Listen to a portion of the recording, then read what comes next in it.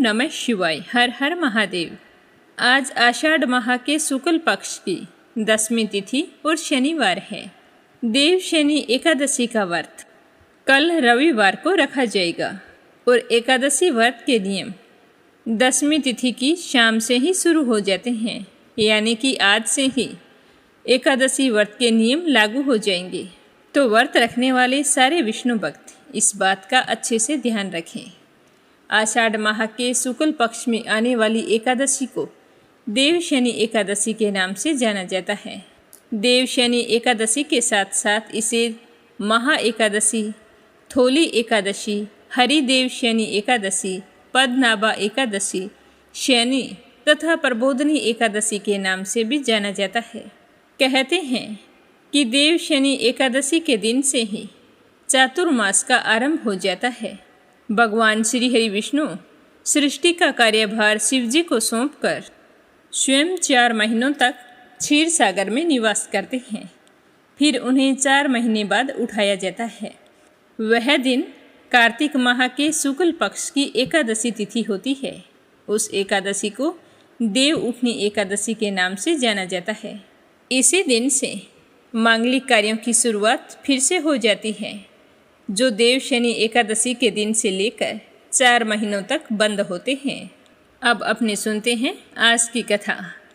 हमेशा की तरह सबसे पहले अपने सुनेंगे गणेश जी भगवान की कहानी। बोलो गणेश जी महाराज की जय हो। एक गांव था जिसमें एक सेठ जी अपने परिवार के साथ रहा करते थे। सेठ जी का गांव के पास ही शहर में बहुत बड़ा कारोबार था। सेठ जी गणेश जी के परम भगत थे। वे पूरी श्रद्धा और विश्वास के साथ नियमित रूप से गणेश जी की पूजा किया करते थे। तो गणेश जी की कृपा से सेठ जी के घर में अन्न धन के भंडार सदैव भरे रहते थे। उनके जीवन में किसी भी प्रकार की कोई कमी नहीं थी। नित्य प्रतिदिन वो नियम से नदी पर स्नान करने जाते और आकर गणेश जी की पूजा करते, उन्हें भोग लगाते। गणेश जी की पूजा करने के बाद ही स्वयं भोजन किया करते थे। ये उनका रोजाना का नियम था। पर यह बात सेठानी जी को बिल्कुल भी अच्छी नहीं लगती थी। वो धार्मिक नहीं थी और ना ही भगवान में विश्वास रखती थी। सेठ जी को रोजाना ऐसा करने के लिए मना किया करती थी, लेकिन सेठ जी सेठानी की बात पर ध्यान नहीं देते थे। एक दिन की बात है, सेठानी सोचने लगी कि ये गणेश जी को इतना मानते हैं और कहते हैं कि सब कुछ गणेश जी भगवान ने दिया है और हमेशा इनकी पूजा करते हैं। पत्थर की पूजा करने से कुछ नहीं होता है। आज मैं गणेश जी को यहाँ से उठा लेती हूँ, फिर देखती हूँ कि वो गणेश जी की पूजा कैसे करेंगे और बिना पूजा किए कितने दिन भूखे रहेंगे। तो यह सोचकर सेठानी दूसरे दिन जब सेठ जी नदी पर स्नान करने के लिए जाते हैं तो पीछे से गणेश जी की मूर्ति को उठा लेती है और बगीचे में ले जाकर जमीन में दबा देती है। जब सेठ जी नदी पर से स्नान करके आते हैं तो देखते हैं कि मंदिर में गणेश जी की मूर्ति नहीं है। तो वो सेठानी से पूछते हैं कि गणेश जी की मूर्ति कहाँ गई, मंदिर में तो है नहीं। तो सेठानी बोली कि मुझे नहीं मालूम, आपको पता है कि मेरी इन सब चीज़ों में कोई रुचि नहीं है। तो सेठ जी परेशान होकर सारे घर में गणेश जी की मूर्ति को ढूंढने लगे, पर उन्हें मूर्ति नहीं मिली। सेठानी ने कहा कि आप भोजन कर लो और काम पर जाओ। तो सेठ जी ने कहा कि आज तक मैंने कभी भी गणेश जी को भोग लगाए बिना भोजन नहीं किया है, तो आज भी नहीं करूँगा। सेठ जी ने अन्न जल त्याग दिया और मन ही मन गणेश जी का स्मरण करने लगे। कहने लगे कि प्रभु, मुझे लगता है कि आप मुझसे नाराज हो गए हैं। मेरी ही पूजा पाठ में कोई कमी रह गई थी, इसीलिए आप मुझे छोड़कर कहीं चले गए हैं। हे भगवान, अगर मुझसे कोई गलती हो गई हो तो मुझे माफ़ करो और अपनी कृपा दृष्टि मुझ पर बरसाओ और मुझे दर्शन दो। सेठ जी ने पूरा प्रण कर रखा था कि जब तक मुझे गणेश जी दर्शन नहीं देंगे तब तक मैं अन्न जल ग्रहण नहीं करूँगा। तो इसी तरह पूरा दिन निकल गया। रात्रि में सेठ जी गणेश जी का स्मरण करते हुए सो गए। तो सेठ जी की सच्ची भक्ति से गणेश जी भगवान प्रसन्न हो गए और सेठ जी को सोए हुए नींद में दिखाई देने लगा जैसे गणेश जी भगवान एक चूहे के साथ खेल रहे हैं और चूहे को खाने के लिए लड्डू देते हैं। तो वह चूहा लड्डू लेकर उछलता कूदता हुआ बगीचे में चला जाता है और वहां जाकर जमीन को खोदने लगता है। वहीं पर वो लड्डू डाल देता है। तो अचानक से सेठ जी की नींद खुल जाती है। तो वो सोचने लगते हैं कि मुझे इस तरह का सपना क्यों आया। फिर खड़े होकर बगीचे में चले जाते हैं और उसी जगह को जाकर खोदते हैं जिस जगह को अपने सपने में चूहे को लड्डू दबाते हुए देखा था। तो जैसे ही थोड़ी सी मिट्टी हटाई तो हटाते ही एक कपड़े के अंदर लपेटे हुए गणेश जी महाराज की मूर्ति मिल गई। तो यह देखकर सेठ जी बहुत ही प्रसन्न हुए और मूर्ति को लाकर नहला धुलाकर मंदिर में विराजमान कर दिया और पूजा पाठ करने लगे। घंटी की आवाज़ सुनकर सेठानी की नींद खुल गई। तो वह उठकर आई कि सेठ जी को क्या हो गया है जो इस तरह रात में ही घंटी बजा रहे हैं। तो सेठानी उठकर मंदिर में आकर देखती है तो गणेश जी की मूर्ति वहाँ पर विराजमान थी और सेठ जी पूजा पाठ कर रहे थे। तो यह देखकर सेठानी को बड़ी ही हैरानी होती है और वह हाथ जोड़कर सेठ जी से माफ़ी मांगती है और गणेश जी को छिपाने वाली सारी बात सेठ जी को बता देती है। तो सेठ जी कहते हैं कि अब तो तुम्हें विश्वास हो गया होगा कि यह सब कुछ गणेश जी भगवान ने दिया है। तो सेठानी शर्मिंदा होते हुए कहती है कि मुझसे बहुत बड़ी गलती हो गई। आज के बाद मैं भी तुम्हारे साथ रोजाना नियम से गणेश जी भगवान की पूजा किया करूँगी। उसी दिन से सेठ और सेठानी प्रेम पूर्वक पूरे श्रद्धा भाव से गणेश जी भगवान की पूजा करने लगे। हे गणेश जी भगवान, जैसे आपने अपना आशीर्वाद सेठ जी पर बनाए रखा उसी तरह सभी पर बनाए रखना। जो भी आपकी पूजा पाठ करके इस कथा को सुने उसकी सारी मनोकामनाएं पूर्ण करना। बोलो गणेश जी भगवान की जय हो। बोलो शनि महाराज की जय हो। देवों के देव महादेव भी शनि देव की वक्र दृष्टि से नहीं बच पाए थे। उन्हें भी 7.5 का कष्ट भोगना पड़ा था।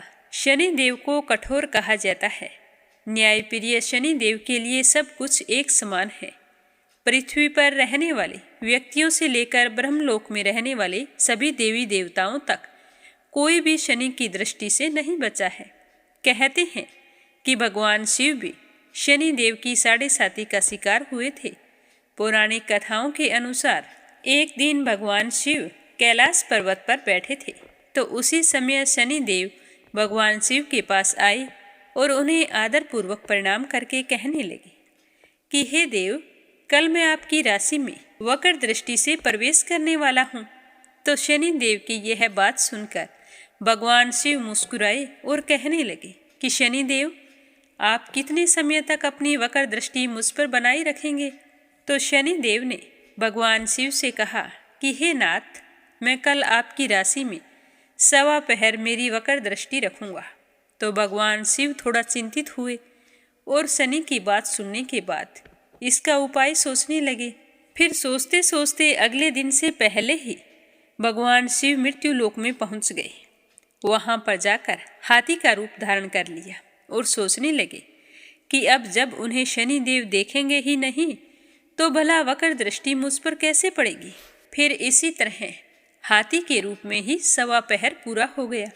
पूरा होते ही उन्होंने वापिस अवतार लिया और कैलाश आ पहुंचे। तो कैलाश में भगवान शिव ने शनि देव को उनका इंतजार करते हुए देखा।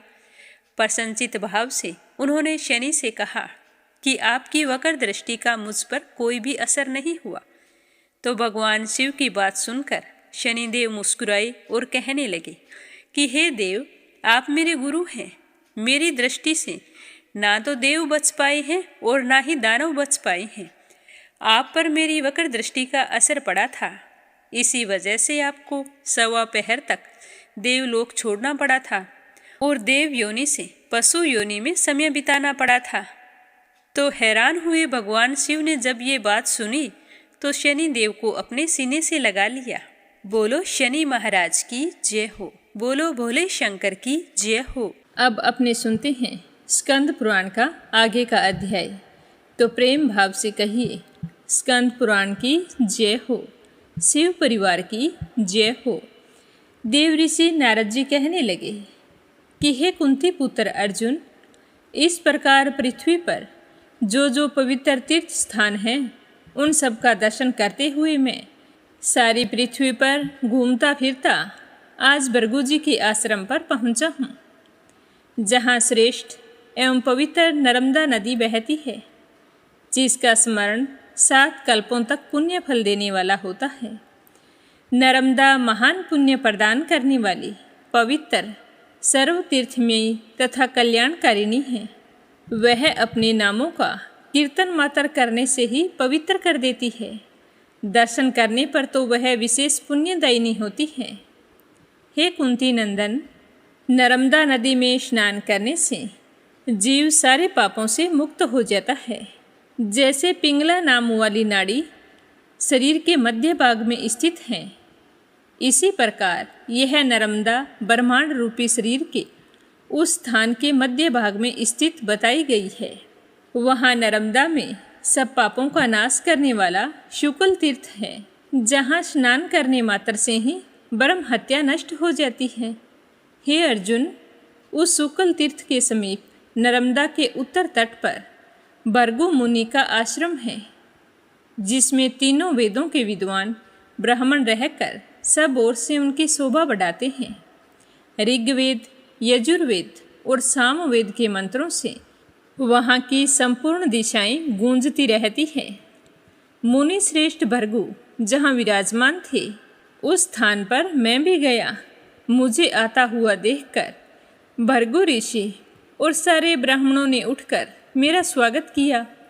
भली भांति स्वागत करके मुझे अर्घ्य निवेदन किया। फिर वे सारे मुनीश्वर मेरे और भृगु जी के साथ आसनों पर विराजमान हो गए। कुछ देर आराम करने के बाद भृगु जी मुझसे पूछने लगे कि हे मुनि श्रेष्ठ, आपको कहाँ जाना है? आप कहाँ से यहाँ पर आए हैं? यहाँ पधारने का क्या कारण है? तो मैंने भृगु जी से कहा कि हे महर्षि, मैंने सारी पृथ्वी पर भ्रमण किया है। मेरी यात्रा का उद्देश्य था कि ब्राह्मणों को भूमि दान करने के लिए उत्तम भूमि की खोज करना। मैं कदम कदम पर ऐसी भूमि का अनुसंधान करता था जो सर्वथा निर्दोष, पवित्र, तीर्थों से युक्त, रमणीय और मनोरम हो। लेकिन मुझे अभी तक ऐसी भूमि कहीं पर दिखाई नहीं दी। तो देवऋषि नारद की बात सुनकर भृगु जी कहने लगे कि हे देवऋषि, मैंने भी ब्राह्मणों को बसाने के लिए पूर्व काल में समुद्र पर्यंत सारी पृथ्वी पर भ्रमण किया था। उस समय मैंने शुभ पुण्य भूमि का दर्शन किया। मही नाम से प्रसिद्ध एक पवित्र नदी है, जो सर्व तीर्थमयी होने के साथ साथ परम कल्याणकारिणी है। वह देखने में मनोरम, सौम्य तथा महापापों का विनाश करने वाली है। हे नारद जी, पृथ्वी पर जो देखे हुए और बिना देखे हुए तीर्थ हैं, वे सब मही नदी के जल में निवास करते हैं। पुण्य सलीला मही नदी समुद्र में मिली हुई है। जहाँ मही नदी और समुद्र का संगम हुआ है, वहाँ स्तंभ नाम का तीर्थ है, जो तीनों लोकों में विख्यात है। वहाँ पर जो मनुष्य स्नान करते हैं, वे सब पापों से मुक्त हो जाते हैं और यमराज उनके पास भी नहीं फटकते। तो यह सुनकर देवऋषि नारद जी कहने लगे कि भृगु जी, आप और मैं, हम दोनों मही नदी के शोभायमान तट पर चलेंगे। आप मेरे साथ चलो, साथ ही उस परम उत्तम स्थान का पूर्ण रूप से दर्शन भी कर लेंगे। आप तो वहाँ पर गए हुए हैं और मैं वहाँ पर पहली बार जा रहा हूँ। तो देवऋषि नारद जी की बात सुनकर भृगु जी देवऋषि नारद जी के साथ मही नदी का दर्शन करने के लिए चल पड़े। तो भृगु जी को अपने साथ जाता देखकर देवऋषि नारद जी बहुत ही खुश हुए। उनके सारे शरीर में रोमांच हो आया और वो बड़े ही खुश होकर गदगद वाणी में भृगु जी से कहने लगे कि हे ब्राह्मण, आपकी कृपा से ही मैं आज इस उत्तम स्थान को देखूंगा। तो इस तरह बड़े ही खुश होते हुए भृगु जी की तारीफ करते हुए वे दोनों मही नदी के पास पहुंच गए। वहां जाकर कहने लगे कि हे ब्राह्मण देव, आपके प्रसाद से मैं इस स्थान को बहुत ही उत्तम बनाऊंगा। अब आप अपने आश्रम की ओर प्रस्थान कर सकते हैं। इससे आगे क्या करना है, अब मैं इस कार्य पर विचार करूंगा। यह कहकर भृगु जी को वहाँ से विदा कर दिया और देवऋषि नारद स्वयं मही के तट पर विचार करने लगे कि यह सारा स्थान मेरे अधीन कैसे होगा। क्योंकि यह भूमि सदा राजाओं के अधीन रही है। यदि मैं राजा धर्मवर्मा के पास जाकर इस भूमि के लिए याचना करता हूँ तो वे मेरे मांगने पर अवश्य मुझे दे देंगे। परंतु मुनियों ने 3 प्रकार के द्रव्य बतलाए हैं, शुक्ल, सबल और कृष्ण। इनमें शुक्ल सबसे उत्तम है, सबल मध्यम श्रेणी का है और कृष्ण अधम कहलाता है। वेदों को पढ़कर शिष्य से दक्षिणा रूप में जो धन प्राप्त होता है वह शुक्ल कहा गया है। कन्या से तथा सूद, व्यापार, खेती और याचना से मिला हुआ धन सबल कहलाता है। जुआ खेलकर, चोरी करके और जबरदस्ती किसी से छीनकर, छल करके लाए हुए धन को कृष्ण कहा गया है। ये शुक्ल, सबल, कृष्ण सात्विक, राजस और तामस माने गए हैं। जो मनुष्य किसी उत्तम तीर्थ और पात्र को पाकर शुक्ल धन के द्वारा श्रद्धापूर्वक धर्म का अनुष्ठान करता है वह देव योनि में उसके फल का उपभोग करता है। जो राजस भाव से सबल धन के द्वारा याचकों को दान देता है वह उसका उपभोग मनुष्य योनि में करता है। जो तमोगुण से आवृत हो कृष्ण धन के द्वारा दान करता है वह नराधम मृत्यु के पश्चात तिर्यक योनि में जाकर उसके फल का उपभोग करता है। इस दृष्टि से मेरे याचना करने पर मिला हुआ धन राजस होगा, यह बात तो स्पष्ट है। यदि ब्राह्मण भाव से उपस्थित हो राजा से प्रतिग्रह की याचना करता हूँ तो वह भी प्रतिग्रह होने के कारण ही मुझे अत्यंत कष्टदायक प्रतीत होता है। यह राज प्रतिग्रह बड़ा भयंकर है। स्वाद में तो मधु के समान है किंतु इसका परिणाम जहर के समान होता है। प्रतिग्रह युक्त ब्राह्मण नरक में जाता है। इसीलिए मैं इस प्रतिग्रह रूपी पाप से अलग रहना चाहता हूँ। तब दान और याचना इन दोनों में से किसी एक उपाय के द्वारा इस जगह को अपने अधिकार में करना चाहिए। तो इसी बात पर बार बार देव ऋषि नारद जी विचार करने लगे। तो इस तरह बताते हुए देव ऋषि नारद कहने लगे कि हे अर्जुन, ठीक उसी समय मही और समुद्र के पवित्र संगम में स्नान करने के लिए वहाँ पर बहुत सारे ऋषि मुनि इकट्ठे हो गए। तो मैंने उन सब से पूछा कि हे महात्माओं, आप लोग कहाँ से आए हैं और कहाँ जा रहे हैं? तब वे मुझे प्रणाम करके कहने लगे कि हे देव ऋषि नारद, हम लोग तो सौराष्ट्र देश में रहते हैं जहाँ के राजा धर्मवर्मा हैं। राजा धर्मवर्मा ने दान का तत्व जानने की इच्छा से बहुत वर्षों तक तपस्या की है। तो उनकी तपस्या देखकर आकाशवाणी ने उनसे कहा कि हे राजन, दान के 2 हेतु, 6 अधिष्ठान, 6 अंग, 2 प्रकार के परिणाम फल, 4 प्रकार, 3 भेद और 3 विनाश साधन है, ऐसा कहा जाता है। तो इतना कहकर आकाशवाणी मौन हो गई। राजा ने बार बार आकाशवाणी से इस बात का अर्थ पूछा लेकिन आकाशवाणी ने कोई जवाब नहीं दिया। तब राजा धर्मवर्मा ने ढिंडोरा पिटवा कर यह घोषणा करवाई कि जो मेरी तपस्या द्वारा प्राप्त हुए इस लोक की ठीक ठाक व्याख्या कर देगा उसे मैं 7 लाख गौवें और इतनी ही स्वर्ण मुद्राएं तथा 7 गांव इनाम में दूंगा। तो डंके की चोट पर राजा की यह घोषणा सुनी तो अनेकों देशों के बहुत सारे ब्राह्मण वहां पर आ गए। हे नारद जी, हम भी धन के लोभ से वहां गए थे लेकिन हम उस आकाशवाणी का अर्थ नहीं बता पाए तो उसकी व्याख्या नहीं कर पाने के कारण यहाँ लौट आए हैं और अब तीर्थ यात्रा के लिए जा रहे हैं। तो उन महात्माओं की बात सुनकर देव ऋषि नारद जी बहुत ही प्रसन्न हुए और उन्हें विदा करने के पश्चात सोचने लगे कि इस स्थान की प्राप्ति के लिए मुझे अच्छा उपाय मिल गया है, इसमें कोई संदेह नहीं है। इस आकाशवाणी की व्याख्या करके मैं विद्या के मूल्य पर मैं राजा से स्थान और धन दोनों प्राप्त करूंगा।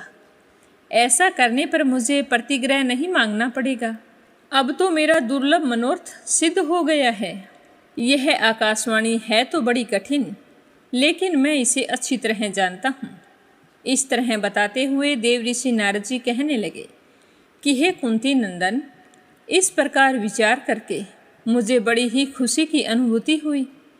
फिर मैं उस महिसागर संगम तीर्थ को बार बार प्रणाम करके वहाँ से चल पड़ा और बूढ़े ब्राह्मण का रूप धारण करके राजा धर्म वर्मा के पास पहुँच गया। वहाँ जाकर राजा से मैंने इस प्रकार कहा कि हे नरेंद्र, मुझसे आकाशवाणी की व्याख्या सुनिए और इसके बदले जो कुछ देने के लिए आपने ढिंडोरा पिटवाया है उसकी यथार्थता प्रकट कीजिए। तो मेरे ऐसा कहने पर राजा कहने लगे कि हे ब्राह्मण, ऐसी बात तो बहुत अधिक श्रेष्ठ ब्राह्मण तुमसे पहले कह चुके हैं, परंतु कोई भी इस बात का वास्तविक अर्थ नहीं बता पाया कि दान के वे दोनों हेतु कौन हैं, 6 अधिष्ठान कौन से बतलाए हैं, 6 अंग कौन से हैं, 2 फल कौन से बताए गए हैं, वे 4 प्रकार और 3 भेद कौन कौन से हैं, तथा दान के 3 विनाश साधन कौन से बतलाए गए हैं। इन सब का स्पष्ट रूप से वर्णन आज तक कोई नहीं कर पाया है। हे ब्राह्मण देवता, अगर आप इन 7 प्रश्नों को भली भांति स्पष्ट करके बतला देते हो तो मैं आपको 7 लाख गौएं और इतनी ही स्वर्ण मुद्रा तथा 7 गांव दूंगा, और यदि नहीं बतला सके तो खाली हाथ अपने घर लौट जाइएगा। तो राजा के ऐसा कहने पर देवऋषि नारद जी सुराष्ट्रपति राजा धर्म वर्मा से कहने लगे कि हे राजन, दान के जो 2 हेतु बतलाए हैं उन्हें सुनिए।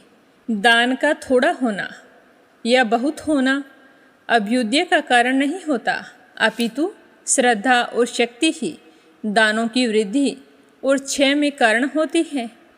इनमें से श्रद्धा के विषय में ये श्लोक है कि शरीर को बहुत कलेश देने से तथा धन की राशियों से सूक्ष्म धर्म की प्राप्ति नहीं होती। श्रद्धा ही धर्म और अद्भुत तप है, श्रद्धा ही स्वर्ग और मोक्ष है, तथा श्रद्धा ही यह संपूर्ण जगत है। यदि कोई बिना श्रद्धा के अपना सब कुछ दे दे अथवा अपना जीवन भी न्यौछावर कर दे तो भी उसे उसका कोई फल प्राप्त नहीं होता। तो इसीलिए सबको श्रद्धालु होना चाहिए। श्रद्धा से धर्म का साधन किया जाता है, धन की बहुत बड़ी राशि से नहीं किया जाता, क्योंकि अकिंचन ऋषि मुनि श्रद्धालु होने के कारण ही स्वर्ग लोक में गए हैं। देहधारियों में उनके स्वभाव के अनुसार होने वाली श्रद्धा 3 प्रकार की होती है, सात्विकी, राजसी और तामसी। अब मैं उनके बारे में बतलाता हूँ, ध्यान से सुनना। सात्विकी श्रद्धा वाले पुरुष देवताओं की पूजा करते हैं। राजसी श्रद्धा वाले लोग यक्षों और राक्षसों की पूजा करते हैं, तथा तामसी श्रद्धा वाले मनुष्य भूत प्रेतों और पिशाचों की पूजा किया करते हैं। इसीलिए श्रद्धावान पुरुष अपने न्याय उपार्जित धन का सुपात्र के लिए दान करते हैं। वह थोड़ा भी हो तो उसी से भगवान शिव जी प्रसन्न हो जाते हैं। शक्ति के विषय में श्लोक इस प्रकार है कि कुटुंब के भरण पोषण से जो अधिक हो वही धन दान करने के योग्य होता है, और वही मधु के समान मीठा होता है। उसी से वास्तविक धर्म का लाभ होता है। इसके विपरीत करने पर वह आगे चलकर विष के समान हानिकारक होता है और दाता का धर्म अधर्म में बदल जाता है। और अगर कोई मनुष्य बड़े दुखों से अपना जीवन निर्वाह कर रहा है और फिर भी किसी सुखी और समर्थ पुरुष को दान देता है तो वह मनुष्य मधुपान के धोखे में मानो भक्षण करने वाला है। ऐसा करके वह धर्म के अनुकूल नहीं प्रतिकूल चलता है। जो भरण पोषण करने योग्य व्यक्तियों को कष्ट देकर किसी मृत व्यक्ति के लिए श्राद्ध करता है, उसका किया हुआ वह श्राद्ध उसके जीते जी अथवा मरने पर भी भविष्य में दुख का कारण ही माना जाता है। जो अत्यंत तुच्छ हो अथवा जिस पर सर्वसाधारण का अधिकार हो वह वस्तु सामान्य कहलाती है। कहीं से मांग कर लाई हुई वस्तु को याचित कहते हैं। धरोहर का ही दूसरा नाम न्यास है। बंधक रखी हुई वस्तु को आदि कहते हैं और दी हुई वस्तु को दान के नाम से जानी जाती है। दान में मिली हुई वस्तु को दान धन कहते हैं और जो धन किसी के यहाँ धरोहर के रूप में रखा गया हो और जिसके यहाँ रखा है उसने दूसरे के यहाँ रख दिया है, उसे अनवाहित कहते हैं। जिस किसी के विश्वास पर उसके यहाँ छोड़ दिया जाए वह धन निक्षिप्त कहलाता है। वंशजों के होते हुए भी सब कुछ दूसरों को दे देना सान्वय सर्वस्व दान कहा गया है। विद्वान पुरुषों को चाहिए कि वे आपत्ति काल में भी इस तरह का दान ना करें। जो इस तरह का दान करता है वह मूढ़मती मानव प्रायश्चित का भागी होता है। हे राजन, ये दान के दो हेतु बताए गए हैं। अब अधिष्ठानों का वर्णन सुनो। दान के अधिष्ठान 6 हैं, उन्हें अब मैं तुम्हें बताता हूँ। धर्म, अर्थ, काम, लज्जा, हर्ष और भय, ये दान के 6 अधिष्ठान कहे जाते हैं।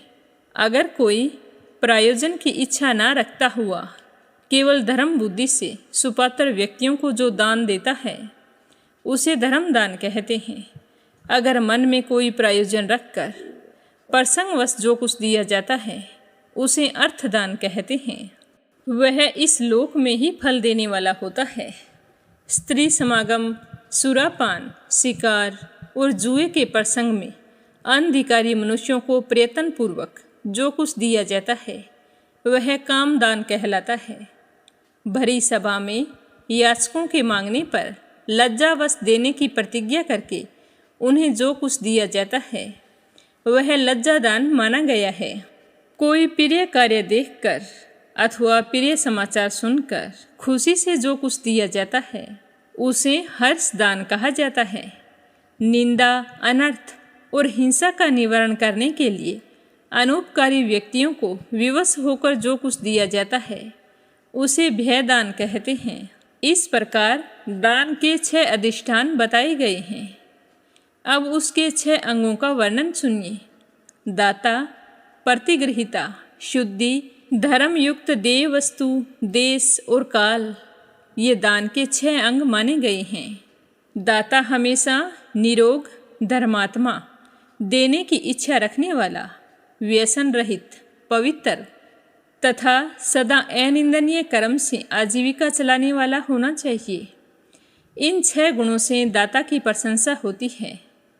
सरलता से रहित, श्रद्धाहीन, दुष्ट आत्मा, दुर्व्यसनी, झूठी प्रतिज्ञा करने वाला तथा बहुत सोने वाला दाता तमोगुणी और अधम माना गया है। जिसके कुल, विद्या और आचार तीनों उज्जवल हों, जीवन निर्वाह की वृत्ति भी शुद्ध और सात्विक हों, जो दयालु, जितेंद्रिय तथा योनि दोष से मुक्त हों, वह ब्राह्मण दान का उत्तम पात्र कहा जाता है। याचकों को देखने पर सदा चेहरे पर प्रसन्नता आ जाती है और उनके प्रति हार्दिक प्रेम होता है। उनका सत्कार करना, उनमें दोष दृष्टि ना रखना, ये सब सद्गुण दान में शुद्धिकारक माने गए हैं।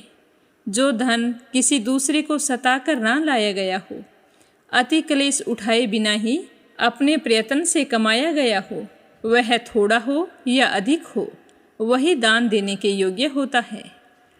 किसी के साथ कोई धार्मिक उद्देश्य लेकर जो वस्तु दी जाती है उसे धर्मयुक्त देय कहते हैं। यदि देय वस्तु जो मैंने बताई है उन विशेषताओं से शून्य हो तो उस दान का कोई फल प्राप्त नहीं होता। जिस देश में जहाँ आप रह रहे हैं वहाँ पर जो कोई चीज़ मिलना दुर्लभ है तो उस चीज़ का वहाँ पर दान करना बहुत ही श्रेष्ठ होता है और वही जगह उस दान के लिए सर्वश्रेष्ठ मानी गई है। और जिस चीज़ का आप दान कर रहे हैं और जहाँ कर रहे हैं वहाँ पर उस वस्तु का कोई अभाव नहीं है, पहले से ही पर्याप्त मात्रा में मौजूद हैं, तो वहाँ पर दान देने का कोई मतलब नहीं होता, ना ही उसका कोई पुण्य फल प्राप्त होता है।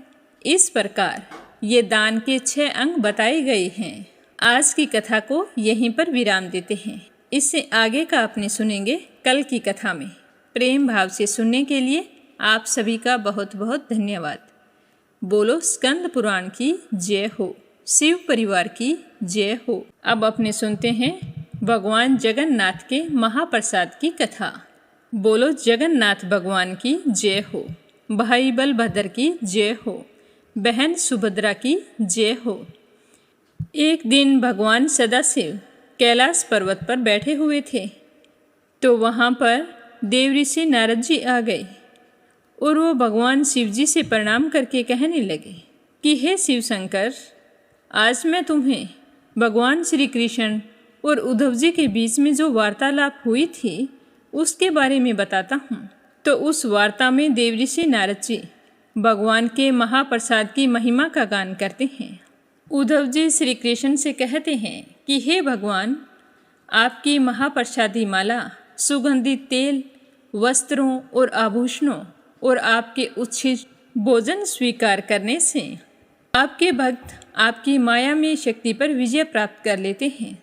इस तरह बताते हुए देव ऋषि नारद जी ने आगे कहना जारी रखा कि हे कैलाशपति, यह सुनकर मेरे हृदय में भगवान विष्णु जी का महाप्रसाद चखने की तीव्र उत्कंठा जागृत हो गई और सोचने लगा कि मैं ऐसा क्या करूं जिससे मुझे भगवान का महाप्रसाद प्राप्त हो।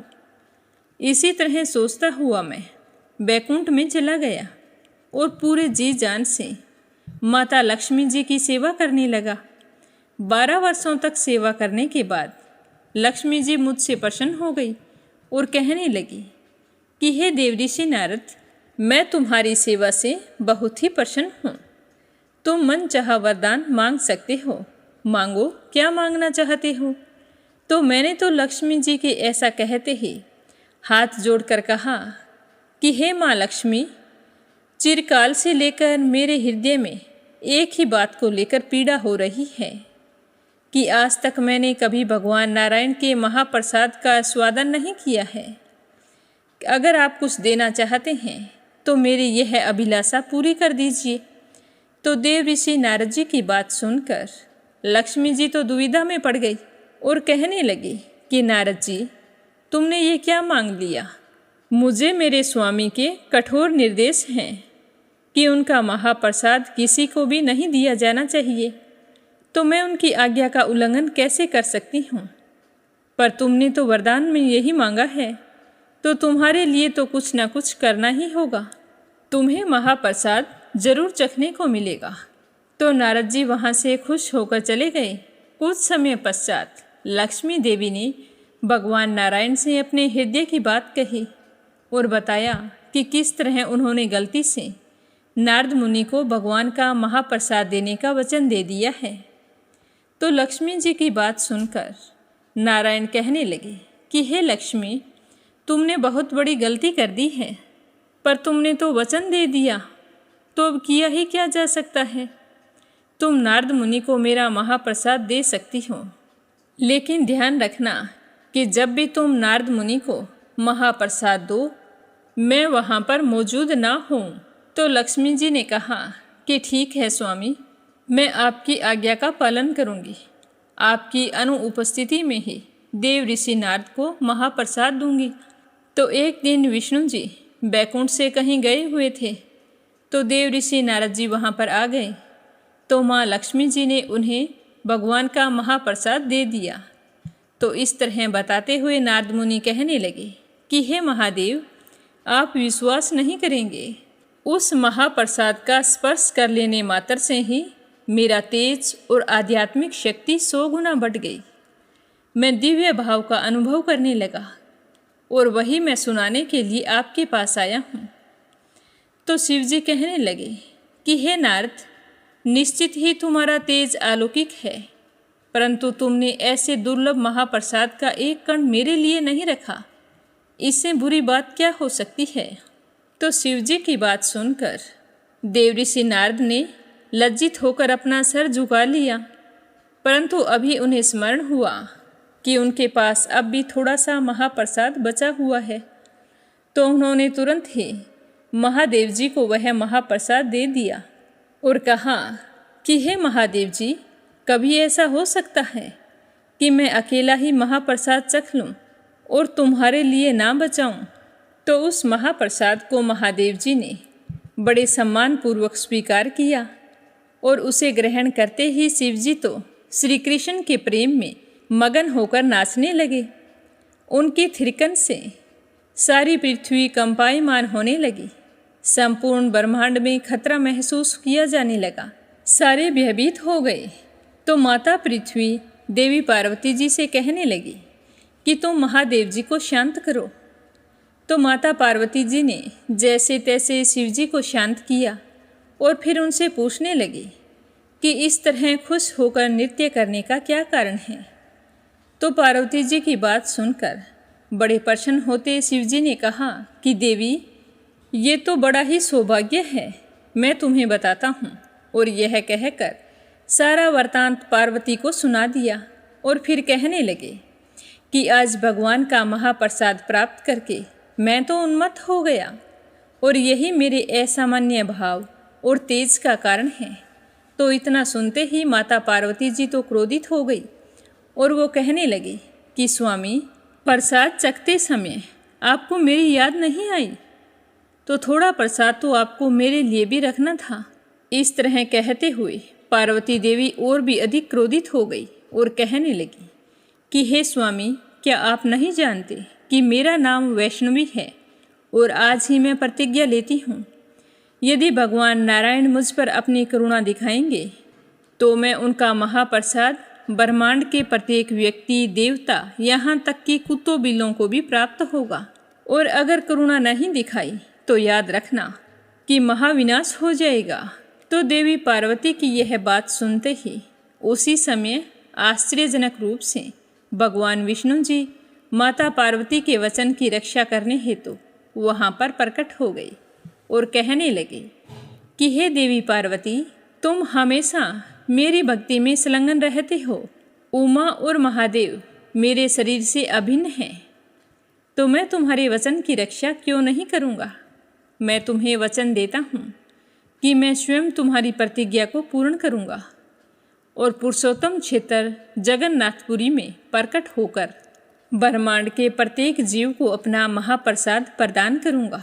तो यह सुनकर देवी पार्वती बहुत ही खुश हुई और भगवान श्री हरि विष्णु ने जिस तरह वचन दिया था उसे निभाया भी। समय आने पर पुरुषोत्तम क्षेत्र के जगन्नाथपुरी में प्रकट हुए और जगन्नाथ के नाम से प्रसिद्ध होकर प्रत्येक जीव को अपना महाप्रसाद प्रदान किया। आज भी जगन्नाथपुरी में भगवान जगन्नाथ को भोग लगाने के बाद सबसे पहले माता पार्वती के मंदिर में प्रसाद को अर्पित किया जाता है। वहाँ पर माता पार्वती विमला देवी के नाम से जानी जाती हैं। वहाँ पर विमला देवी का मंदिर भी है। बोलो जगन्नाथ भगवान की जय हो। अब अपने सुनते हैं दशा माता की कहानी। बोलो दशा माता की जय हो। एक समय की बात है कि एक राजा के 2 रानियां थी। राजा एक रानी से बहुत ही अधिक प्यार करते थे और दूसरी रानी को कम ही स्नेह देते थे। तो जो रानी राजा को प्यारी थी उस रानी को लक्ष्मी के नाम से जाना जाता था और दूसरी रानी को रानी होने पर भी कुलक्ष्मी कहा जाता था। तो वह बेचारी कुलक्ष्मी कहने के कारण मन ही मन बहुत दुखी होती थी। उसे ना तो कभी राजा का प्यार मिला और ना ही राजमहल में रहने वाले लोग उसे स्नेह करते थे। इस तरह वो किसी की चहेती नहीं थी।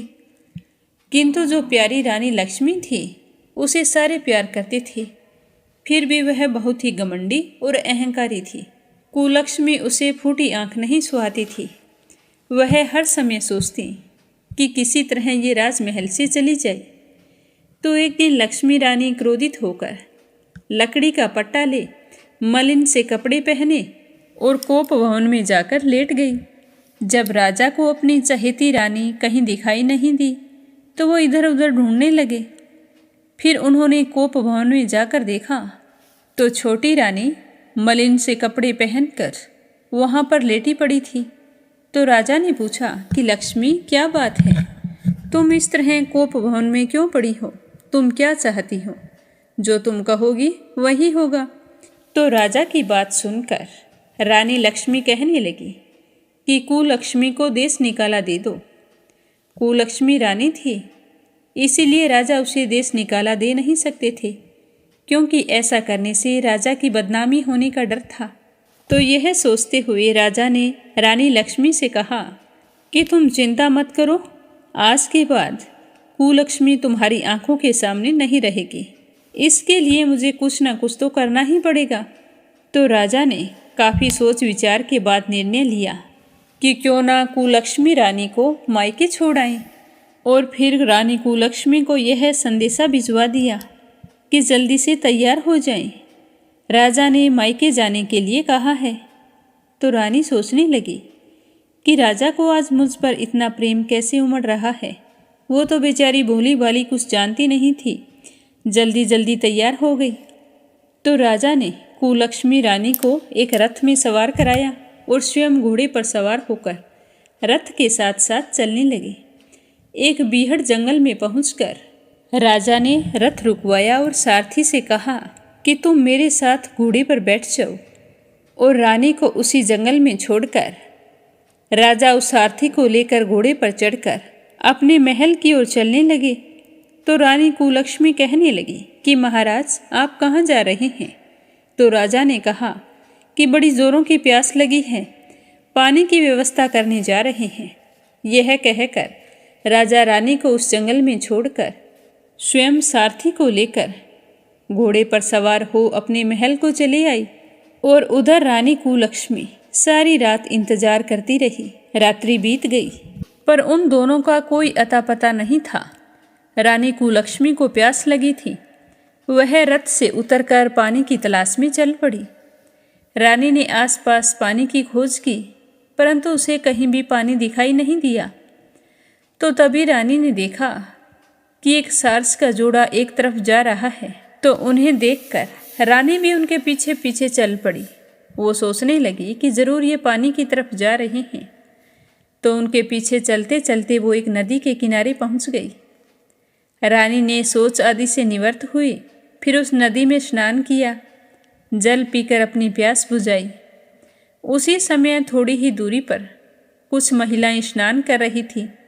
स्नान करने के बाद में उन सारी महिलाओं ने दशा माता का डोरा लिया। उनके पास एक डोरा बच गया। तो उन्होंने रानी से कहा कि आप कौन हैं? हमारे पास एक डोरा बच गया है, हम चाहती हैं कि आप ये डोरा ले लें।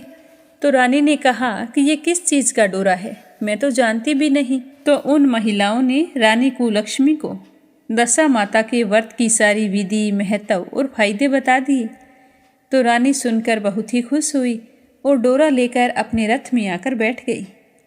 दशा माता ने रानी की परीक्षा लेने के लिए एक बुढ़िया का वेश धारण किया और उसके रथ के पास आ गई।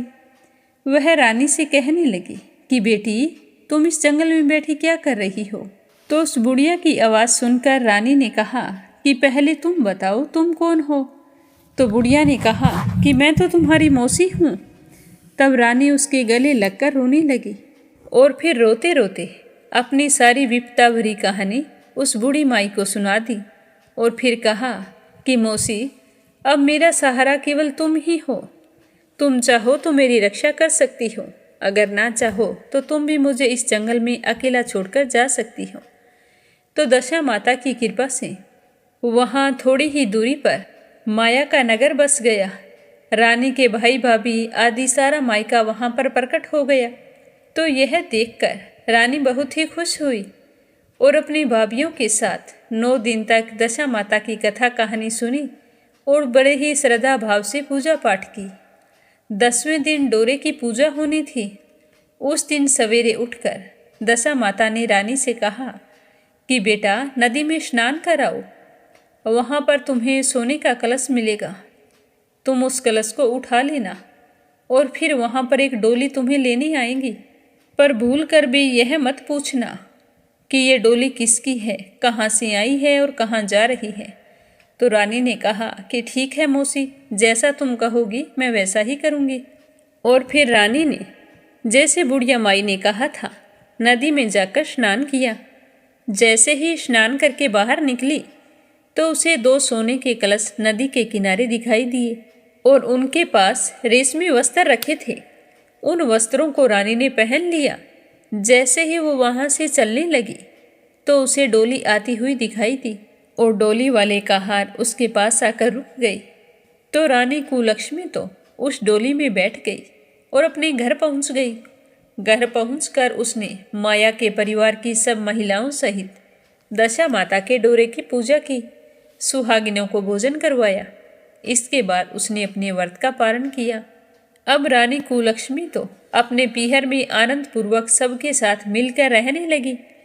इधर कुछ समय बाद राजा को दशा माता की कृपा से रानी कुलक्ष्मी का ध्यान आया।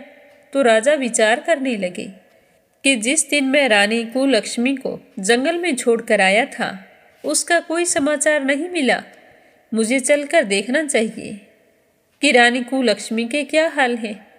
तो मंत्रियों ने राजा को समझाया कि राजन, अब रानी से मिलना आपके लिए ठीक नहीं होगा।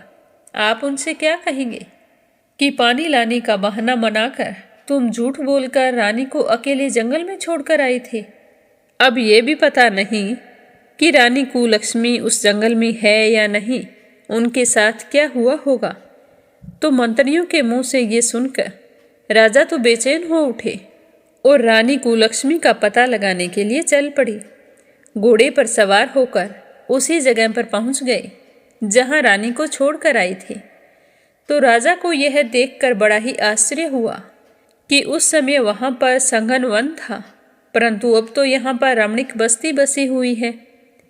तो राजा ने वहां पर कुछ लोगों से पूछा कि भाई ये नगरी कौन सी है। तो लोगों ने उन्हें बताया कि यह कुलक्ष्मी का नगर है।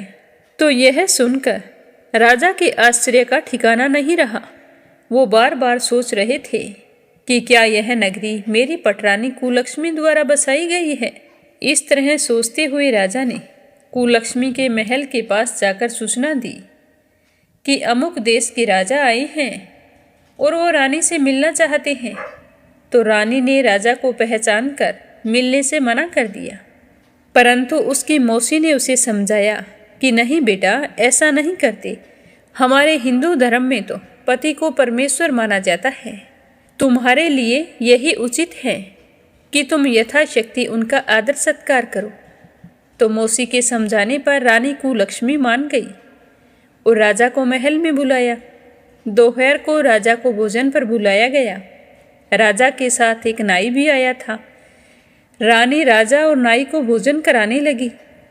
पहली बार रानी ने नाई की पत्तल पर भोजन परोसा तो नाई ने रानी के पैर पर एक दही का छिंटा लगा दिया, जिसका रानी को पता नहीं चला। रानी दूसरी बार पोशाक बदल कर आई। राजा मन में सोचने लगे कि यहाँ पर तो बहुत सारी रानियाँ हैं, सबकी शक्ल एक जैसी है, मैं अपनी रानी को कैसे पहचानूंगा। फिर राजा और नाई के सोने की व्यवस्था की गई। तो वहां आकर राजा ने नाई से कहा कि यहाँ पर तो कई रानियां हैं, मैं अपनी रानी को कैसे पहचानूं। तो नाई तो बड़ा चतुर था। वो कहने लगा कि रानी तो एक ही है, पर जितनी बार हमारे सामने आई पोशाक बदल कर आ रही थी। तो राजा ने नाई से कहा कि तुम्हें कैसे पता चला कि रानी एक है। तो नाई कहने लगा कि मैंने उनके पैर पर रायते का छिंटा मारा था। वो 3 बार कपड़े बदलकर हमारे सामने आई तो रानी के तीनों बार पैर पर दही का छिंटा लगा था। तो नाई की चतुराई पर राजा बहुत ही प्रसन्न हुए और फिर दूसरे दिन मौसी के समझाने पर रानी कुलक्ष्मी ने राजा को अपने महल में बुलाया और मेज पर बैठाकर खाने के लिए पान का बीड़ा दिया। पान खाकर राजा पलंग पर लेट गई। रानी उनके पैर दबाने लगी। तो यह देखकर राजा को मन ही मन बहुत ही पश्चाताप हुआ और रानी से अपने किए के लिए क्षमा मांगी और कहने लगे कि रानी, मैं चाहता हूँ कि तुम मेरे साथ राजधानी चलो। तो रानी कहने लगी कि आप मुझे किस मुंह से चलने को कह रहे हैं। आप तो मुझे जंगल में अकेला छोड़कर चले गए थे। आप तो दूसरी रानी के कहने पर मेरा परित्याग कर चुके थे। यह तो मेरे पास मौसी का दिया हुआ सब कुछ है। अगर मौसी मुझे नहीं मिलती तो ना जाने मेरा क्या हाल होता। मौसी ने ही मुझे यह सब धन वैभव दिया है। वरना आप तो मेरा सर्वनाश कर चुके थे। तो राजा मन ही मन सोच रहे थे कि मैंने रानी के साथ कितना बुरा किया था। फिर भी वो माफ़ी मांगते हुए रानी को समझाने लगे कि जो हुआ सो हुआ, अब तुम मेरे साथ चलो, अब तुम मेरी चहेती रानी बनकर रहोगी। तो रानी कहने लगी कि मैं केवल एक ही शर्त पर तुम्हारे साथ चल सकती हूँ। आप मेरी मौसी से वरदान मांगेंगे कि यह नगरी आपकी राजधानी के पास पहुँचा दे, जिससे जब मेरा मन चाहे मैं आपके पास रहूं और जब आपका जी चाहे मुझे निकाल दें, तो मैं मौसी के दिए हुए महल में चली जाऊं, क्योंकि मेरी मौसी बड़ी दयालु है। मुझे विश्वास है कि वो हमारी बात जरूर मान जाएगी। तो राजा ने कहा कि मुझे और शर्मिंदा मत करो। अब ऐसा समय कभी नहीं आएगा जब मैं तुम्हें महल से निकाल दूं। तो यह सुनकर रानी कुलक्ष्मी बहुत ही प्रसन्न हुई और मन ही मन दशा माता का धन्यवाद करने लगी। और फिर मौसी से जाकर कहा कि मौसी, मैं राजा के साथ जाना चाहती हूँ। तो यह सुनकर मौसी अपने असली स्वरूप में आ गई और कहने लगी कि बेटी, मैं दशा माता हूँ और मेरे पूजा पाठ और व्रत के कारण ही तुम्हारा खोया हुआ मान सम्मान आज तुम्हें वापस मिल गया है। तो मौसी की सच्चाई जानकर रानी कुलक्ष्मी उनके चरणों में गिर गई और कहने लगी कि माँ, आप इतने दिनों तक मेरे साथ रही और मैंने आपको पहचाना भी नहीं। अब आप भी मेरे साथ राजमहल में चलो। तो दशा माता कहने लगी कि नहीं बेटा, मैं कहीं के यहाँ नहीं रुकती। तुम हर साल मेरा व्रत और पूजा करना, जिससे तुम्हारी बुरी दशा हमेशा के लिए दूर हो जाएगी। अब तुम खुशी से राजा के साथ जाओ और अपने सुखों का भोग करो। फिर राजा रानी कुलक्ष्मी को लेकर अपने महल लौट आए और वहां आकर लक्ष्मी को देश निकाला दे दिया। जब रानी कुलक्ष्मी से दशा माता के व्रत का फल जाना तो पूरे शहर में ढिंडोरा पिटवाया कि सारी प्रजा दशा माता की पूजा करें और व्रत रखें। अब रानी कुलक्ष्मी दशा माता का व्रत और पूजा पाठ करने लगी। हे दशा माता के स्वरूप भगवती माता, जिस प्रकार आपने कुलक्ष्मी पर दया की, वैसी दया सब पर करना। जो भी आपका व्रत रखे, पूजा करे और इस कहानी को सुने, उसकी सारी मनोकामना पूर्ण करना, बुरी दशा को दूर करना, अच्छी दशा का प्रवेश करना। बोलो दशा माता की जय हो। अब आपने सुनते हैं लप्सी और तपसी की कहानी। बोलो लप्सी तपसी की जय हो। बहुत पुराने समय की बात है। एक गांव में एक ब्राह्मण परिवार रहा करता था। उसमें पति पत्नी के अलावा उनके 2 बच्चे थे। एक बेटा था, एक बेटी थी। ब्राह्मण दंपति बहुत ही सरल स्वभाव के थे। समय मिलने पर प्रभु का स्मरण किया करते थे। उनकी बेटी बहुत ही संस्कारी और सुशील थी, लेकिन उनका बेटा आवारा किस्म का था। वह कोई काम धाम नहीं करता और ना ही कभी अपने माँ बाप का कहना मानता था। समय के साथ दोनों बहन भाई बड़े हो गए। बहन की शादी कर दी गई, पर भाई का वही हाल था। उसके माँ बाप ने उसे समझाया कि बेटा, अब हम वृद्ध हो चले हैं, तुम कोई काम किया करो। लेकिन उस पर उनकी बातों का कोई असर नहीं होता था। तो एक दिन ब्राह्मणी अपने पति से कहने लगी कि स्वामी, आप बिल्कुल काम छोड़ दीजिए। जब घर में कुछ भी नहीं होगा तो यह अपनी जिम्मेदारी समझेगा और काम पर लग जाएगा। तो ब्राह्मण ने दूसरे दिन से काम पर जाना छोड़ दिया। तो यह देखकर उनके बेटे ने कोई काम नहीं किया और चोरी करने चला गया। आते जाते राहगीरों को लूट लेता और उसी से अपने घर का गुजारा किया करता था। तो उसकी लूटने और चोरी करने की आदत से सारे गांव वाले उसे लप्सी कहने लगे। तो लप्सी की इस हरकत से उसके माँ बाप बहुत ही दुखी रहते थे, पर वह किसी की सुनने के लिए तैयार नहीं था। इसी तरह समय बीतता गया। एक दिन की बात है कि लप्सी एक पीपल के पेड़ पर बैठा था। तभी शिव पार्वती जा रहे थे। पार्वती माता गहनों से लदी हुई थी। तो लप्सी उन्हें देखकर सोचने लगा कि सूरत के कितने गहने हैं, आज ये सारे के सारे लूट लूँगा तो मुझे कई महीनों तक चोरी नहीं करनी पड़ेगी। तो वह लूटने के इरादे से पीपल की ओट में होकर बैठ गया। जैसे ही शिव पार्वती वहाँ से जाने लगे तो लप्सी एकदम से शिव पार्वती के सामने आकर कहने लगा कि जल्दी से जितने सारे गहने पहन रखे हैं उतार दो। तो पार्वती माता कहने लगी कि तुम चोरी क्यों करती हो, तुम्हें पता है चोरी करना पाप है।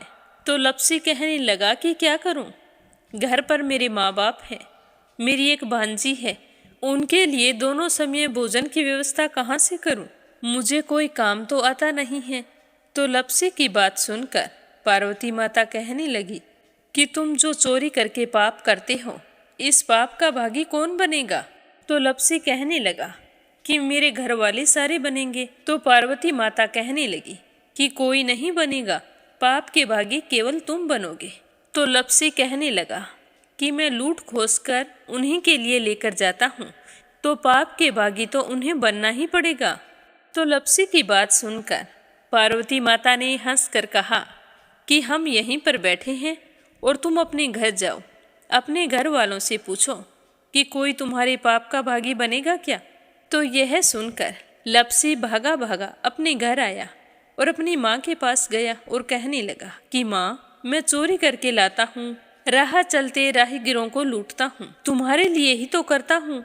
तो तुम मुझे एक बात बताओ, चोरी करने से जो पाप लगता है तो आप मेरे पाप के भागी बनोगे। तो लप्सी की बात सुनकर उसकी माँ कहने लगी कि बेटा, मैंने तो तुमसे नहीं कहा कि तुम चोरी करके लाओ, तुम कमा कर लाओ, हमें तो 2 वक्त की रोटी चाहिए, मैं तो तुम्हारी पाप की भागी नहीं बनूंगी। तो माँ के मुंह से इस तरह की बात सुनकर लप्सी तो हैरान हो गया। फिर वह अपने पिताजी के पास गया और जाकर कहने लगा कि पिताजी, मैं जो कुछ भी लूट खोस के लाता हूँ वो आपके लिए ही तो लाता हूँ। देखो मैंने लूट कर कितना धन इकट्ठा कर लिया है, कितने ऐशो आराम है तुम्हारे। अगर मैं चोरी नहीं करता तो क्या ये सब हमें मिलता। पिताजी, मैं तुमसे एक बात पूछता हूँ कि चोरी करने से पाप लगता है, तो उस पाप में आप मेरे भागीदार बनोगे क्या। तो लप्सी की बात सुनकर उसके पिताजी कहने लगे कि बेटा, मैंने नहीं कहा कि तुम चोरी करके लाओ, तुम कमा कर लाओ, मैं तुम्हारे पाप का भागी नहीं बनूंगा। तो माँ बाप के मुंह से इस तरह की बात सुनकर वह बहुत ही उदास हुआ और सोचने लगा कि मैं कितने महीनों से चोरी कर रहा हूँ, ना जाने मुझ पर कितना पाप चढ़ गया है, और ये तो बोल रहे हैं कि पाप के भागी हम नहीं बनेंगे, तो अब क्या होगा। तो वह बड़े ही दुखी मन से शिव पार्वती से मिलने के लिए चल पड़ा। जैसे ही घर से बाहर निकलने लगा तो उसकी छोटी सी भांजी दरवाजे पर खेल रही थी। उसे पता नहीं था कि पाप पुण्य क्या होता है, तो वो कहने लगी कि मामा, पाप की भागी मैं बनूंगी। तो उसके इस तरह कहते ही लप्सी ने उसे गोद में उठाया और चल पड़ा। शिवजी भगवान और पार्वती माता के पास जाकर कहने लगा कि घर वालों ने पाप का भागी बनने से मना कर दिया है और एक यही है जो पाप की भागी बनने को तैयार है। फिर लप्सी बड़े ही दीन स्वर में कहने लगा कि हे भगवान, मैं समझ गया हूँ कि चोरी करना पाप है। आज तक जो मैंने काम किया वो बहुत ही गलत था, लेकिन अब मैं इसका प्रायश्चित करना चाहता हूँ। अब तुम ही बताओ, मुझे मेरे पापों से मुक्ति कैसे मिलेगी। तो उसकी बात सुनकर शिव पार्वती बहुत ही खुश हुए और लप्सी को कच्चे सूत का एक छोटा सा गोला देते हुए कहा कि लप्सी, ये सूत लो और इस पीपल के चारों ओर परिक्रमा लगाओ। जब यह सूत समाप्त हो जाएगा तब तुम्हारे सारे पाप नष्ट हो जाएंगे। तो यह सुनकर लप्सी बहुत ही खुश हुआ। सोचने लगा कि छोटा सा गोला है, अभी लपेट कर घर चला जाऊंगा, उसके बाद में कभी कोई पाप नहीं करूंगा। फिर उसने अपनी भांजी को कंधे पर बैठाया और पीपल की परिक्रमा लगानी शुरू कर दी। अब भगवान का वह सूत खत्म कहाँ होने वाला था। लप्सी चक्कर लगाता गया पर वह सूत खत्म नहीं हुआ। चक्कर लगाते लगाते 1 महीने, 6 महीने, साल, पूरे 12 साल बीत गए पर वह सूत खत्म नहीं हुआ। 12 साल बाद एक बार फिर शिव पार्वती जी वहाँ से गुजर रहे थे तो पार्वती माता ने कहा कि स्वामी, चलो लप्सी को चलकर देखते हैं। तो शिवजी कहने लगे, वो चोरी करने वाला, लूटने वाला कब का चला गया होगा। तो पार्वती माता कहने लगी कि नहीं स्वामी, चलकर देखने में क्या जाता है, चलो एक बार देखते हैं। तो शिव पार्वती जी जैसे ही पीपल वृक्ष के पास आए तो देखा कि लपसी तो अब भी चक्कर लगा रहा है। वहाँ चारों ओर गहरी खाई हो गई है और लपसी की बड़ी बड़ी दाढ़ी, मूंछें, नाखून बढ़ गई हैं। तो यह देखकर पार्वती माता ने कहा कि देखो स्वामी, आप तो कह रहे थे कि वो कब का ही चला गया, देखो इसके मन में सच्ची भक्ति है। तो पार्वती की बात सुनकर शिवजी ने कहा कि चलो अभी देख लेता हूँ। तो यह कहकर शिवजी ने एक सोने का कड़ा लपसी के आगे फेंक दिया।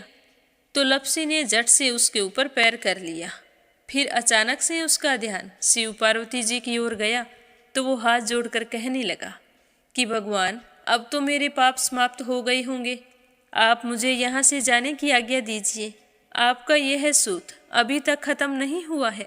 तो शिवजी भगवान ने कहा कि तुम्हारे पाप कर्म भी अभी तक पूरे नहीं हुए हैं। तो शिवजी की बात सुनकर लपसी कहने लगा कि भगवान, मुझे पूरे 12 वर्ष हो गए हैं आपकी भक्ति करते करते, और अब भी आप मुझ पर शक कर रहे हैं। तो शिवजी ने कहा कि अपना पैर उठाओ। तो जैसे ही लपसी ने अपना पैर उठाया तो उसके पैर के नीचे सोने का कड़ा था।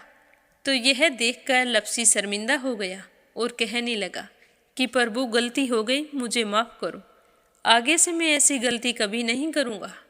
तो शिवजी कहने लगे कि नहीं लपसी, तुम्हारा पाप ऐसे पूरा नहीं हो सकता, अब तुम्हें 12 वर्ष तक और इसी तरह परिक्रमा करनी होगी, उसी के बाद तुम्हारे पाप समाप्त होंगे। यह कहकर शिव पार्वती वहाँ से चले गए और वह फिर से पीपल के पेड़ की परिक्रमा करता रहा। करते करते 12 साल बीत गए। 12 साल बाद में शिव पार्वती जी वहाँ पर आए तो उन्होंने देखा कि आज भी वो वहीं पर चक्कर लगा रहा है। तो शिवजी ने फिर उसके सामने सोने की अंगूठी फेंकी, पर उसने कोई ध्यान नहीं दिया। तो शिवजी भगवान प्रसन्न होकर कहने लगे कि हे लपसी, आज से तुम मेरी तपस्या करके तपसी बन गए हो। मैं तुम्हें वरदान देता हूँ कि तुम अपने जीवन में सारे सुखों को प्राप्त करेगा। और तूने 24 बरस तक मेरी भक्ति की है, इसका फल भी तुझे अवश्य मिलेगा। जो भी औरत गाय और कुत्ते की रोटी नहीं बनाएगी, उसका पुण्य फल तुम्हें मिलेगा। आंगन लीप कर दहलीज नहीं लीपेगी, तो उसका पुण्य फल भी तुझे ही मिलेगा। अगर हमारे घर की बहन बेटी को हम सूट, तीवल या साड़ी भेंट स्वरूप देते हैं तो साथ में मोली का धागा और कुछ रुपये नहीं देंगे, तो उसका पुण्य फल भी तुम्हें ही मिलेगा। अगर कोई दिए से दिया जलाएगा तो उसका पुण्य फल भी तुम्हें ही मिलेगा। अगर व्रत और पूजा पाठ में सारी कहानी सुन ले और तुम्हारी कहानी ना सुने तो उसका पुण्य फल भी तुम्हें ही मिलेगा। कहा जाता है कि तभी से सुबह पहली रोटी गाय की और सुबह की अंतिम रोटी छोटी बनाई जाती है और शाम को अंतिम रोटी बड़ी बनाई जाती है जो कुत्ते की होती है। और दिए से दिया भी नहीं जलाया जाता। और घर की बहन बेटियों को सूट और तीवल के साथ भेंट स्वरूप कुछ रुपए भी जरूर दिए जाते हैं। और उसी दिन से हर व्रत कथा के बाद में लपसी तपसी की कहानी जरूर सुनी जाती है।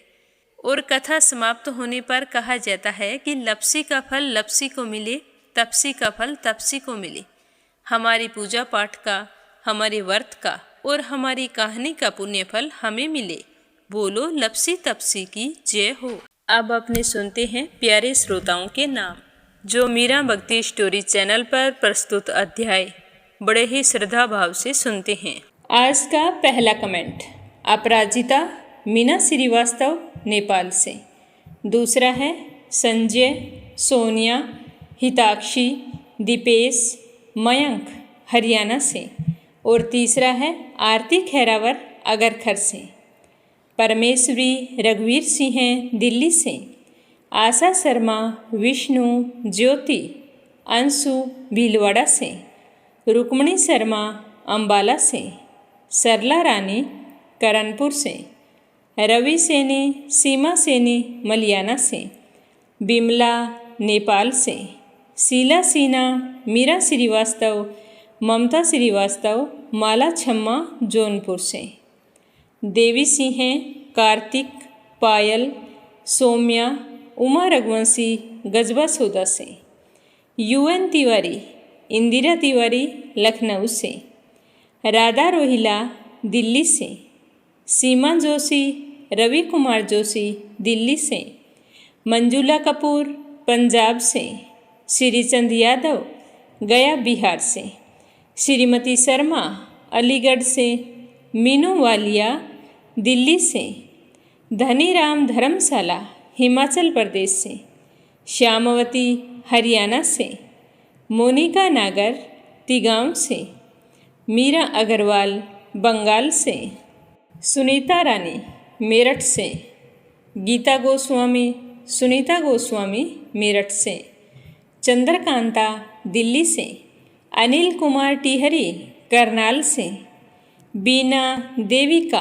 कनिका वाशने अलीगढ़ से, बीनू मेहरा दिल्ली से, पुष्पा त्यागी मोदी नगर से, निर्मला सिसोदिया दिल्ली से, गीता सैनी करनाल से, इंदिरा तिवारी शांति प्रसाद तिवारी, शुभांकित दीपांकित सुरभि जया तिवारी वैभवी ऐश्वर्या तिवारी उत्तराखंड से, सीमा गोयल सतपाल गोयल पानीपत से, रजनी बड़ोला उत्तराखंड से, गतम्य पांडे नेपाल से, बिप्लब हांजोंग असम से, रेखा धर्मेंद्र शर्मा जयपुर से, तारा मिश्रा राम नरेश मिश्रा शुभम मिश्रा रितेश मिश्रा गोपालगंज से, किरण पानीपत से, बबीता पारिक दिव्यांश पारिक मनीष पारिक बठिंडा से, मीरा देवी असम से, गीता गोस्वामी सुनीता गोस्वामी मेरठ से, एक श्रोता गाजियाबाद से हैं जिन्होंने अपना नाम नहीं बताया, के लक्ष्मण दास उमरकोट से, संजू सैनी सुनीता सैनी सेखाड़ा से, दीपिका यादव रायपुर से, श्रीमती यशोदा उड़ीसा से, शोभा कुंवर पुरोहित अहमदाबाद से, कमला देवी भीलवाड़ा से, कोमल निर्मल मुंबई मीरा रोड से, निर्मला पांचाल करनाल से, सरोज अग्रवाल जबलपुर से, मंजू चौधरी भीलवाड़ा से, संगीता नागर फरीदाबाद से, रामावती देवी जगवीर सिंह रवि कुमार राहुल कुमार अनुज कुमार रुद्र कुमार ज्योति वंदना भावना आराध्या आन्या तोलू मोलू अविका मेरठ से, परमिला मलिक सुनीता गोयल उत्तराखंड से, प्रमोद यादव साहो हिमाचल प्रदेश से, शीला बहन जयपुर से, नंदा पांडुरंग पुजारी ब्रह्मपुरी महाराष्ट्र से, कमलेश भल्ला जम्मू से, वीना कालड़ा आगरा से, नीलम जायसवाल हैदराबाद से, क्षमा परतुल वडोदरा से, सुदेश नागपाल करनाल से, अनीता अमृतसर से, शांताबेन वाघेला गुजरात के मंडल से, उषा जांगीर सोजत सिटी से, अनीता गुप्ता आजमगढ़ से, श्रीमती कमलेश जबलपुर से, एक श्रोता ग्वालियर से हैं, इन्होंने भी अपना नाम नहीं बताया, कुसुम उड़ीसा से, दिल्ली बहादुर भंडारी नेपाल से, निकिता सेजवानी अहमदाबाद से, सावित्री ईश्वरलाल रामचंदानी गाजियाबाद से, पूजा पाठक उत्तराखंड देहरादून कोशानी से, वतन कौर सहारनपुर से, एक श्रोता बेंगलुरु से हैं, शिमला रानी दिल्ली से, अशोक कुमार जी भटनागर भोपाल मध्य प्रदेश से, ललिता विशाल आराध्या आरव भानु पूजा पूनम खुशबू सोमदीप दमोह मध्य प्रदेश से, स्मिता सीताराम गायकवाड़ महाराष्ट्र से, कमलेश लाल रुड़की से, जानवी मिश्रा राधिका मिश्रा सोनम मिश्रा सचिन मिश्रा गौरी मिश्रा माधवी मिश्रा सीता मिश्रा बाराबंकी से, सुमन प्रसाद दिल्ली से, आप सभी श्रोताओं का बहुत बहुत धन्यवाद। अपना प्यार और सहयोग इस चैनल के साथ हमेशा बनाए रखना और इस पर प्रस्तुत कथाएं आपको कैसी लगती हैं कमेंट करके इसी तरह हमेशा बताना। और अगर आप पहली बार इस चैनल पर कथा सुन रहे हैं तो इसे सब्सक्राइब करना बिल्कुल मत भूलना। भगवान श्री हरि आपकी सारी मनोकामनाएं पूर्ण करें। आप सभी की मंगल कामना के साथ ओम नमः शिवाय। हर हर महादेव।